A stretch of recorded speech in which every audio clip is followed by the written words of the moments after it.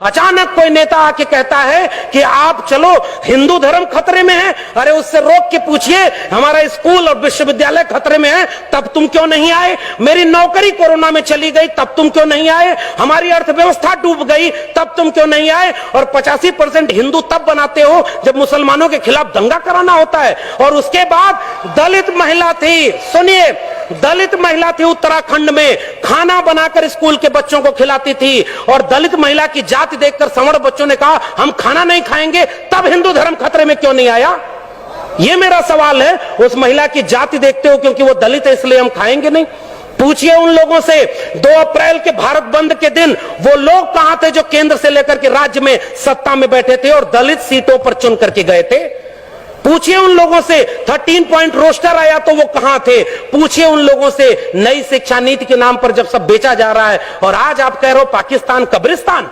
इस देश में हिंदू मुस्लिम की आग तब लगाई जाएगी जब दलित पिछड़े आदिवासी बच्चे अपनी शिक्षा, रोजगार और स्वास्थ्य की बात करेंगे।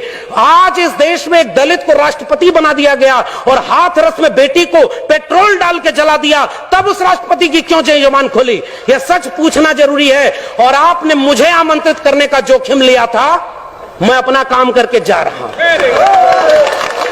आपने ये बात जो कही थी, ऐसे मंचों पर आप हमें नहीं भी बुलाएंगे तब भी भारत के संविधान और मंडल कमीशन ने एक नौकरी दे दी है, हम वहां गुजारा कर लेंगे, हमें आपका वोट नहीं चाहिए। लेकिन मैं चाहता हूं कि इस मंच से घर जाने के बाद ये महिलाएं और बच्चियां, ये नौजवान अपने घर में अपने बाबूजी से पूछें कि आप तो धर्म को बचाने गए थे, मेरी शिक्षा, मेरी रोजगार, मेरी नौकरी और मेरे देश को बेचने वालों के साथ क्यों खड़े थे?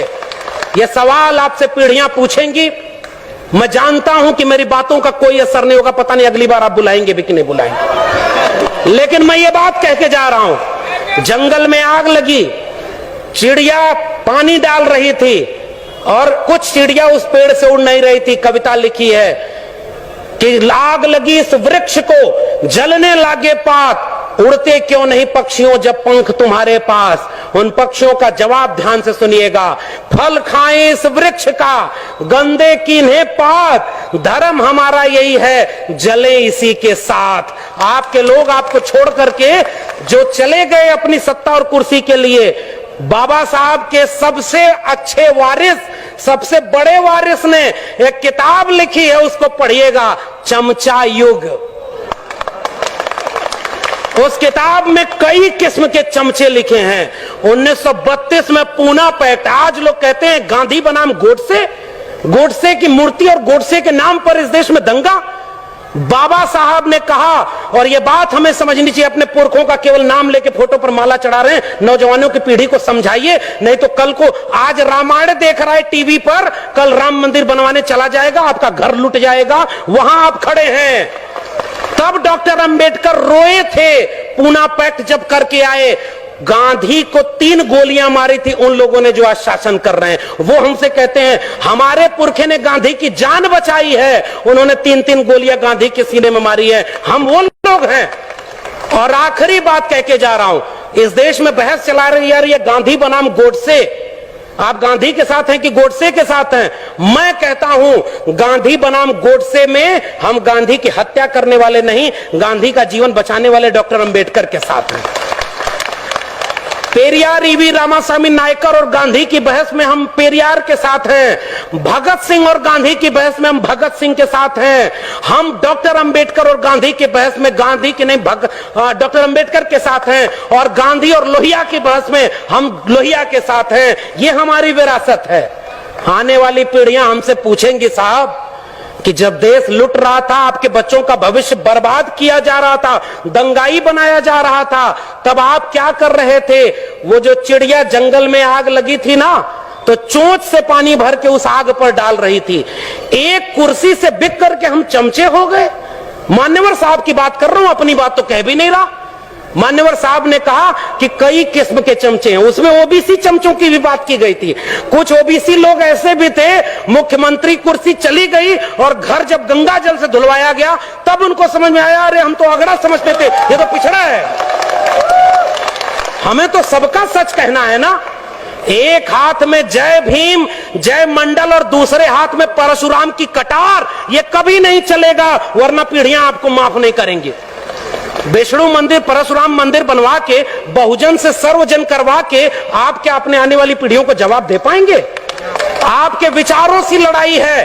एक तरफ 1925 में बना एक संगठन है जो इस देश को हिंदू राष्ट्र बनाना चाहता है, और एक तरफ 1924 में बना समता सैनिक दल है। पूछिए आप कहां खड़े और वो कहां चले गए?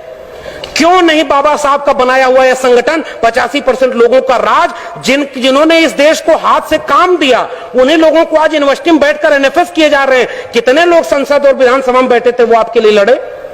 आखिरी बात उस चिड़िया की बात करके जा रहा हूं। उस चिड़िया से पूरे जंगल के लोग, जंगल के पक्षी मजाक उड़ाते हुए कहे कि इतनी बड़ी आग लगी है जंगल में, देश बेचा जा रहा है, हिंदू राष्ट्र बनाया जा रहा है, अभी अयोध्या झांकी है, मथुरा काशी बाकी है किया जा रहा है, और तुम अपनी चोट से पानी भर रही हो।